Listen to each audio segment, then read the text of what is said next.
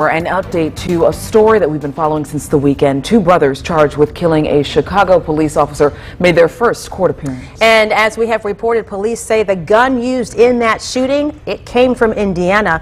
The brothers Amante and Eric Morgan are now both facing charges in the shooting of Officer Ella French on Saturday. Amante is charged with murdering a police officer as well as two other counts of attempted murder. Eric is charged as an accessory in this case. French and two other officers actually stopped the Morgan brothers' car, and police say Amante is the one who started shooting. Illinois Governor J.B. Pritzker is addressing this tragedy today. Listen. It is outrageous that police are being shot at. It is outrageous that we have violence that is boiling over. And it's not just in Chicago.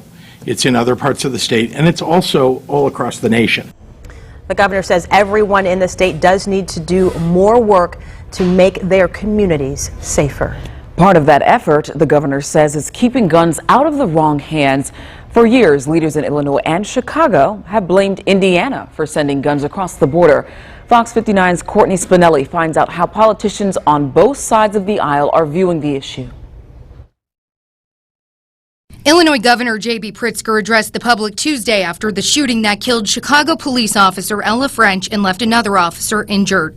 We've got to do more to keep guns out of the hands of criminals. We've got to do more to interdict the guns that are coming across the border. The border with Indiana, that's where the gun was purchased. You might as well go ahead and pull the trigger too and took this officer's life because you purchased his gun. You gave it to these individuals, whether you knew these individuals or not. Chicago officials claim guns are being pipelined to the city through these so-called straw purchases, when someone buys a gun for a felon who can't legally get one themselves. But Indiana's politicians are on different pages when it comes to recognizing whether this problem is as big as Chicago leaders say. Straw purchases are a real problem. That's apparently what happened here. I don't hear that many going on. Democratic Rep. Ed Delaney and Senator Jack Sandlin both believe that the people with bad intentions doing these crimes are a problem. However, the two disagree when it comes to whether enough is being done to prevent this.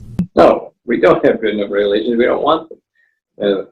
The majority does not want them. They want to beat their chest and say they love guns, and more guns means more safety. I think that we have good regulations and statutes on the book.